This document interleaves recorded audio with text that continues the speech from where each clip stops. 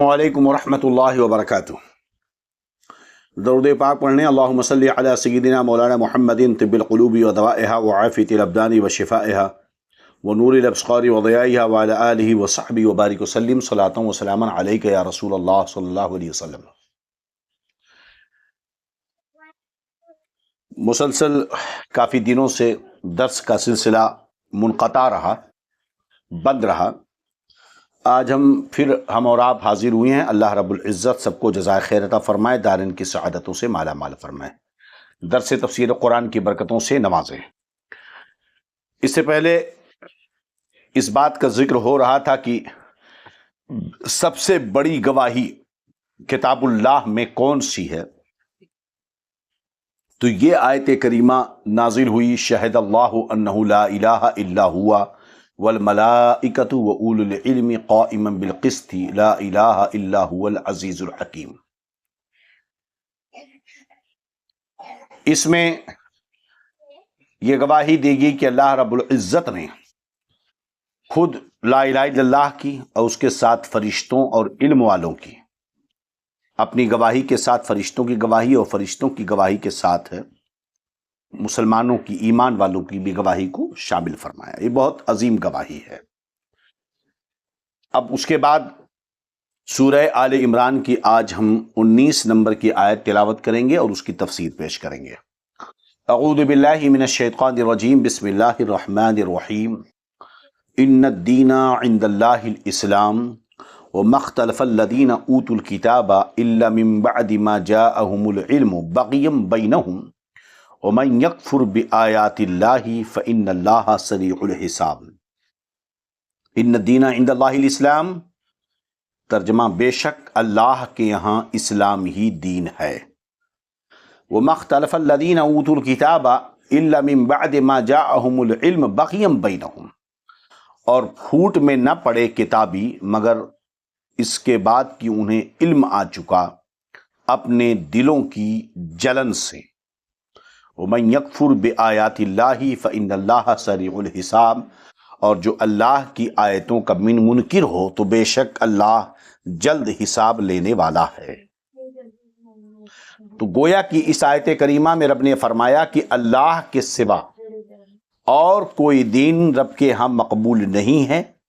यहूद और नसारा वगैरह कुफ़ार जो अपने दीन को अफजल और मकबूल कहते हैं, इस आयत में उनके इस दावे को बातिल कर दिया गया, रद्द किया गया है।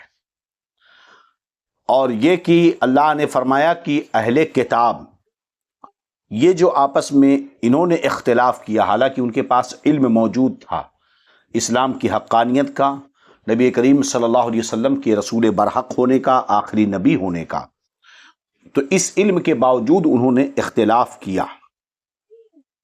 तो ये यहूद व नसारा के हक में है कि इस्लाम को छोड़कर उन्होंने नबी करीम सल्लल्लाहु अलैहि वसल्लम की नबूवत में इख्तिलाफ किया।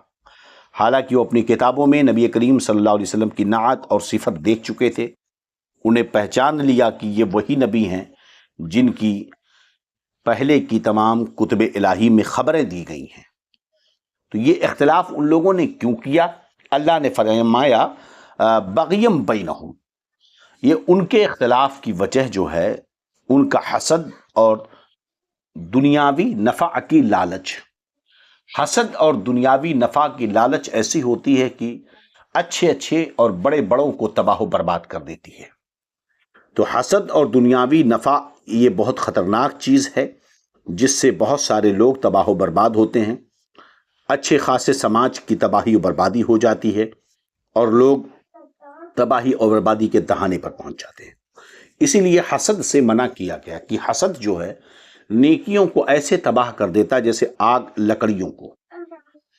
यहाँ पर हमको ऐसा लगता है कि इस ताल्लुक से गुफ्तगू इससे पहले भी हो चुकी है। चलिए खैर, मुख्तसर गुफ्तगू हो गई।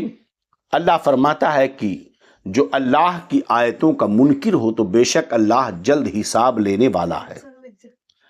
यानी कि हासिदों को ख्याल रखना चाहिए कि अल्लाह ताला को बहुत जल्द हिसाब देना है।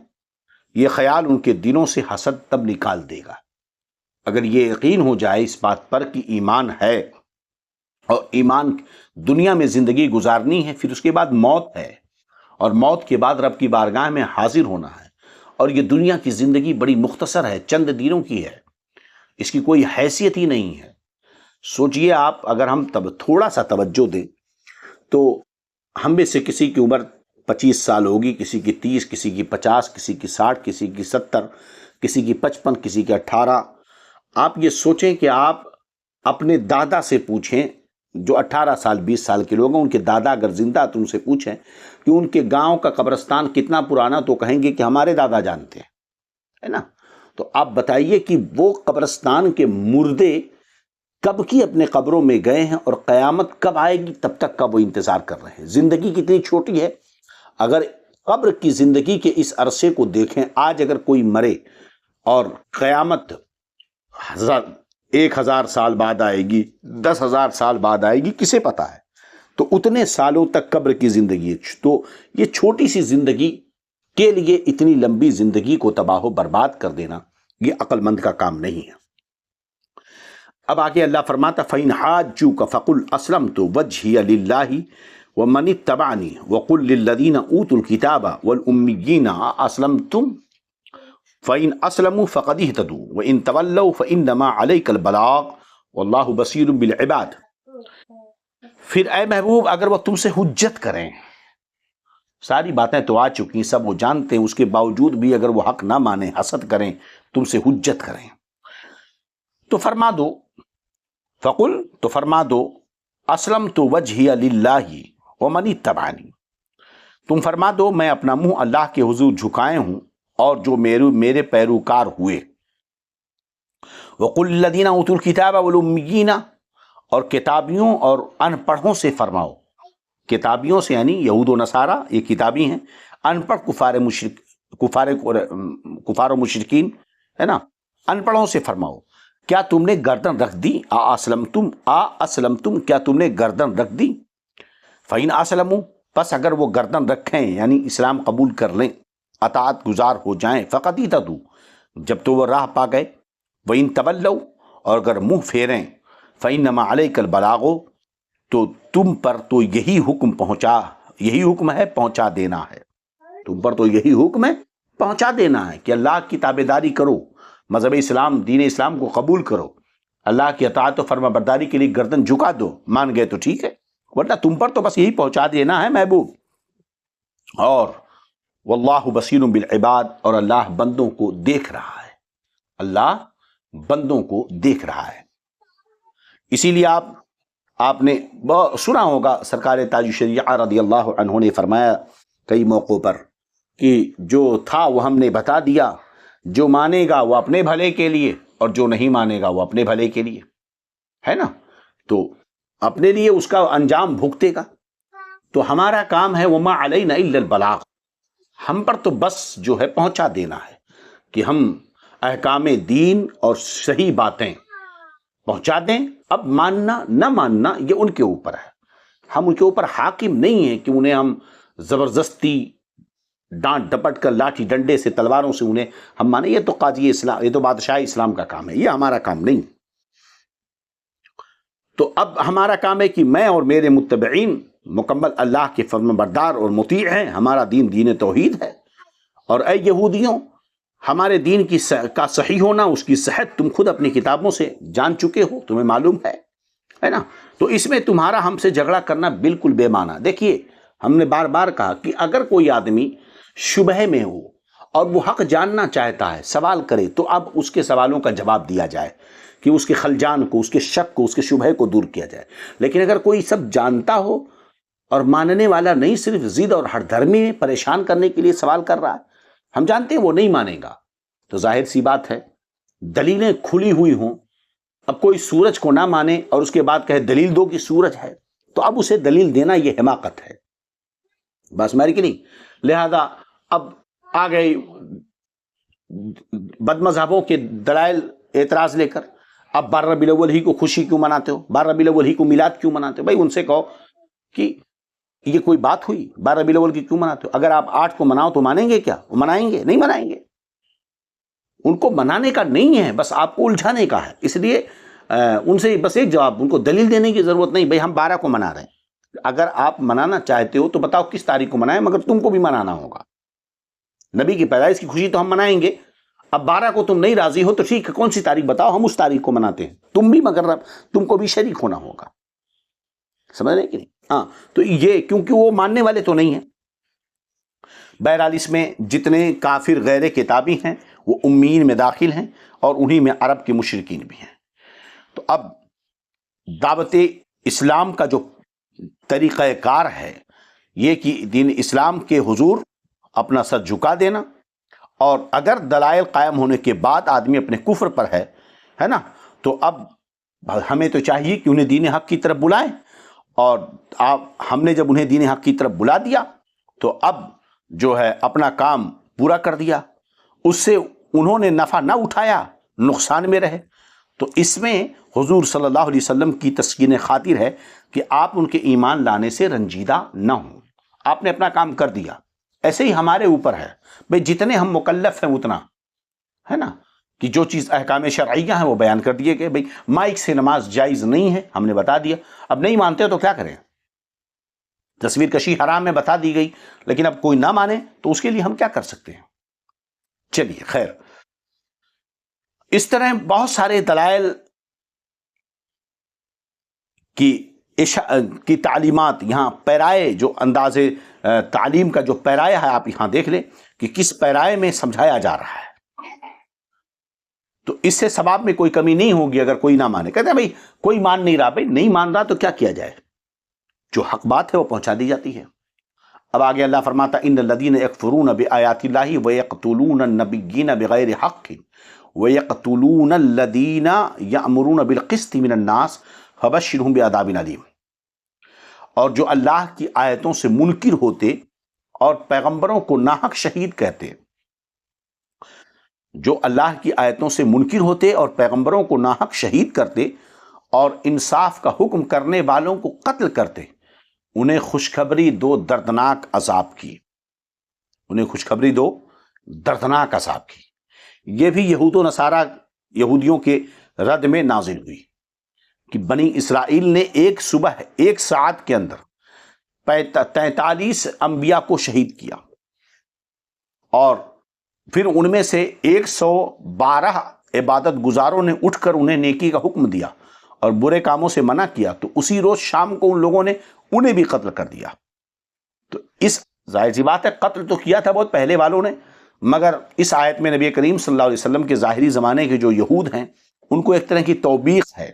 کیوں؟ اس لیے کہ وہ اپنے باپ داداؤں ہی کے دین پر تو فخر کرتے تھے، تو اپنے باپ داداؤں کے ایسے بدترین فعل سے وہ راضی تھے، اس لیے ان کو کہا گیا تمہاری حالت تو یہ ہے کہ بھئی تم ایک تو اللہ کی نشانیوں کا انکار کرتے ہو، اور پھر اس کے بعد انبیاء کرام کو شہید کرتے ہو، اور جو تمہیں نیکی کا حکم دیتا تم اسے قتل کر دیتے ہو، سمجھ رہے ہیں؟ تو اب اس میں یہ بھی تو چیز شامل ہوئی نا کہ ایک تو آدمی گناہ میں ملوث ہو رہا ہے، خلاف شرع مسلک کے خلاف کام کر رہا ہے، اب اگر کوئی کھڑا ہو کر مسلک کی موافقت میں بات کرے تو لوگ اس کے خلاف کھڑے ہو جائیں، اس کی کردار کشی شروع کر دیں، ہے نا، اس کے خلاف بکواس شروع کر دیں، تو یہ بھی بہت بڑی غلطی ہے۔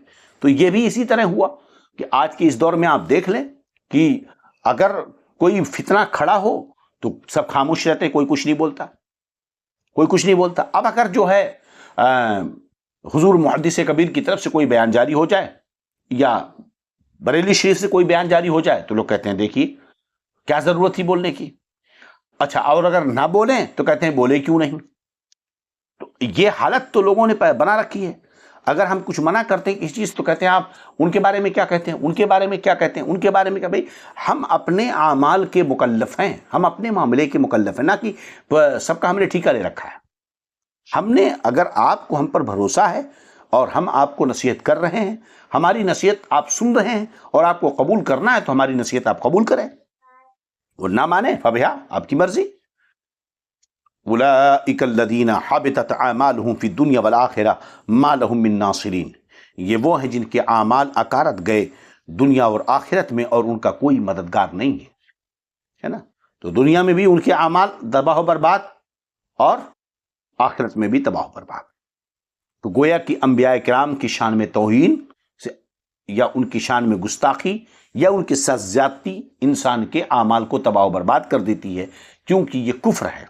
تو اس آیت سے معلوم ہوا کہ انبیاء کرام کی بارگاہ میں بے ادبی کفر ہے، اور یہ بھی کہ کفر سے تمام اعمال تباہ و برباد ہو جاتے ہیں۔ تو اب ان کا نہ دنیا میں کوئی مددگار ہے اور نہ ہی آخرت میں کوئی مددگار جو انہیں اللہ کے عذاب سے بچا سکے۔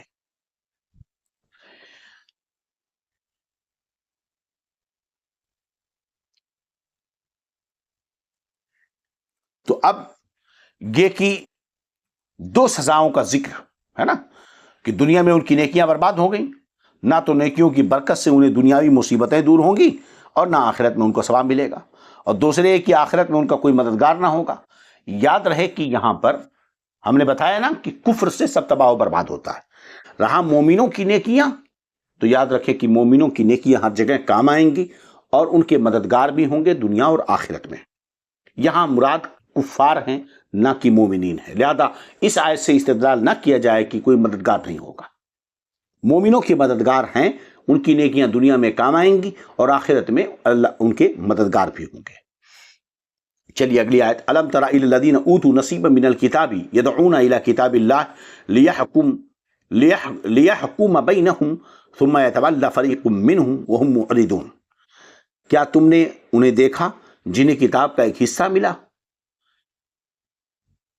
کتاب اللہ کی طرف بلائے جاتے ہیں کہ وہ ان کا فیصلہ کرے، پھر ان میں کا ایک گروہ اس سے روگرداں ہو کر پھر جاتا ہے۔ یہ خطاب جو ہے یہود کے تعلق سے کہ انہیں توریت شریف کے علم اور اس کے احکام سکھائے گئے تھے، جن میں نبی کریم صلی اللہ علیہ وسلم کے اوصاف، آپ کے احوال، دین اسلام کی حقانیت ہم نے بار بار بتایا، سب بیان ہے۔ تو اس سے لازم تھا کہ جب حضور صلی اللہ علیہ وسلم تشریف لائیں، جب انہوں نے اپنی کتابوں میں پہلے پڑھ رکھا تھا اور انہیں قرآن کی طرف نبی آئیں اور دعوت دیں، تو وہ حضور پر اور قرآن شریف پر ایمان لائیں اور ان کے احکام کی تعمیل کریں۔ لیکن ان میں کیا ہوا؟ بہتوں نے ایسا نہیں کیا۔ اس آیت کا شان نزول یہ ہے کہ حضرت ابن عباس سے ایک روایت ہے کہ ایک مرتبہ نبی کریم صلی اللہ علیہ وسلم جو ہے تشریف فرما تھے، وہاں یہود کو اسلام کی دعوت دی، تو نعیم ابن عمر اور حارث ابن زید نے کہا، اے محمد صلی اللہ علیہ وسلم آپ کس دین پر ہیں؟ فرمایا ہمارے نبی نے کی ملت ابراہیمی پر۔ وہ کہنے لگے کہ حضرت ابراہیم تو یہودی تھے، ہے نا۔ نبی کریم صلی اللہ علیہ وسلم نے فرمایا توریت لاؤ، ابھی ہمارے تمہارے درمیان توریت سے فیصلہ ہو جائے گا۔ مگر وہ اس پر تیار نہ ہوئے اور منکر ہو گئے، تب یہ آیت کریمہ نازل ہوئی، ہے نا۔ تو اب اس اعتبار سے آیت میں کتاب اللہ سے مراد توریت ہے۔ اچھا، دوسری ایک روایت ہے حضرت ابن عباس ہی سے کہ خیبر کے یہود میں سے ایک مرد نے ایک عورت کے ساتھ زنا کیا، تو توریت میں ایسے گناہ کی سزا پتھر مار کر ہلاک کر دینا ہے، لیکن چونکہ یہ لوگ یہودیوں میں اونچے خاندان کے تھے، اس لیے انہوں نے اس کا پتھر سے مارنا گمارا نہ کیا، اور اس معاملے کو اس امید سے نبی کریم صلی اللہ علیہ وسلم کے پاس لائے کہ شاید آپ پتھر مارنے کا حکم نہ دیں، مگر نبی کریم صلی اللہ علیہ وسلم نے ان دونوں کو پتھر مارنے کا حکم دے دیا۔ تو اس میں یہود غصے میں آ گئے اور کہنے لگے اس گناہ کی یہ سزا نہیں، آپ نے تو ظلم کیا ہے۔ حضور نبی کریم صلی اللہ علیہ وسلم نے جو ہے حضور نے فیصلہ، سرکار فرماتے ہیں کہ چلو ٹھیک ہے، میں نے اگر ظلم کیا ہے تو فیصلہ تمہارے دین کے اعتبار سے توریت پر رکھتے ہیں۔ تو ان لوگوں نے کہا یہ انصاف کی بات ہوئی، توریت منگائی گئی، اور عبداللہ ابن سوریہ جو یہود کا بڑا عالم تھا اس کو پڑھا، اس میں جیسے رجم کی آیتیں آئی جس میں پتھر مارنے کا حکم تھا، تو عبداللہ نے اس پر ہاتھ رکھ لیا اور اس کو چھوڑ کر آگے بڑھنے لگا۔ حضرت عبداللہ ابن سلام جو پہلے یہودی عالم تھے، اسلام لے آئے، اس کا ہاتھ ہٹا کر آیت پڑھ دی اور یہودی ذلیل ہوئے، اور وہ یہودی مرد و عورت جنہوں نے زنا کیا تھا حضور کے حکم سے سنسار کیے گئے۔ تو اس پر یہ آیت کریمہ نازل ہوئی کہ محبوب تم دیکھو ان لوگوں کو جن کو کتاب کا ایک حصہ دیا گیا، پھر جب فیصلے کے لیے کتاب اللہ کی طرف بلایا گیا تاکہ کتاب اللہ کے مطابق فیصلہ کیا جائے، تو ایک فریق اس میں سے پھر گیا۔ یہ اتنے سالوں کا تجربہ یہ ہے کہ ہم یہ دیکھ رہے ہیں کہ عموماً وہابیہ دیابنا اور باطل فرقے اور یوں ہی مسلک حق اہل سنت والجماعت، مسلک اعلی حضرت کے باغین جو ہے نا، حکم تو دونوں میں فرق ہوگا، لیکن عادت و اطوار کی ہم جو بات کرتے ہیں تو یہ عموماً جب بھی کوئی دلیل مسلک کے عقیدہ اہل سنت کے خلاف آتی ہے، چاہے وہ آراء عرس کے تعلق سے ہو. ابھی ایک صاحب نے ہم کو ایک آڈیو بھیجا کہ کوئی ایک مداری ہے نا، وہ مکن پور والا مداری تعزیہ والا، اس نے فتاوی رضویہ شریف کا ایک شارٹ 29ویں حصے کا 29 حصے کا بھیج کر کے اس میں اس نے کہا کہ بریلویوں کو چاہیے کہ عرس نہ منایا کریں اعلیٰ حضرت کا، کیونکہ اعلیٰ حضرت نے کتاب میں لکھا ہے کہ عرس منانا جائز نہیں. حالانکہ اعلیٰ حضرت اچھا وہ اسکرین شاٹ بھی دکھا رہا ہے. اب لوگ خلجان میں پڑے ہوئے ہیں ہمارے لوگ. اب ہمارے لوگوں کو اتنا سوچنا چاہیے کہ برسوں سے جو چیز اعلیٰ حضرت ہی کے نام پر بیان کی جاتی ہے کہ عرس منانا جائز ہے، اعلیٰ حضرت کا فتویٰ ہے، اب ایک نیا کوئی اچکا آ گیا اور فتاوی رضویہ کی اسکرین شاٹ دکھا کر کہتا ہے کہ بھائی اعلیٰ حضرت نے لکھا عرس منانا جائز نہیں. تو کیا اب تک سب لوگ بیوقوف تھے؟ کہاں سے دلیلیں دے رہے تھے؟ اب سوچیے آپ. لیکن اب لوگوں کو کیا کہا جائے؟ کوا کان لے جا رہا ہے. ہمارے ہاں سوشل میڈیا پر، یوٹیوب پر، فیس بک پر لوگ اس کے پیچھے بھاگ رہے ہیں، نہیں دیکھ رہے ہیں کہ ہمارا کان ہے کہ نہیں ہے. بھائی پہلے اپنا کان ٹٹول لو. تو برسوں سے تو ہم تو جو عرس کی جواز اور اس پر جو تقریبات پر جو دلائل دیتے رہے وہ تو یہی دیتے رہے نا کہ اعلیٰ حضرت نے اس کو جائز لکھا ہے. دلائل ہم نے تو وہیں سے لیے ہیں. مگر ایک نیا مسئلہ آ گیا تو ہم اس کے پیچھے بھاگنے لگے. خلجان پیدا ہوا. کیوں خلجان پیدا ہوا بھائی؟ آپ کا یقین اتنا کمزور تھا کہ ایک فرضی غیر معروف، معلوم بھی نہیں وہ کون ہے، اس کی باتوں سے آپ کا یقین جو ڈاواڈول ہونے لگا. اعلیٰ حضرت سے بھروسہ آپ کو اٹھنے لگا. ارے بھائی کون سی بات ہوئی آپ کی؟ حالانکہ جب ہم نے اس عبارت کو دیکھا تو اس میں سیدی اعلیٰ حضرت رضی اللہ عنہ نے ایک سوال کے جواب میں ایک جواب دیا ہے کہ وہاں یہ ہے کہ قبروں کی زیارت، تو قبروں کی زیارت پر جو لوگ استدلال کرتے ہیں کہ جانا جائز نہیں، اعلیٰ حضرت لکھتے ہیں کہ زیارت کرنے جانا جائز ہے، مطلق جائز ہے، اور وہ کہتا ہے کہ اعلیٰ حضرت کہتے ہیں عرس منانا جائز نہیں.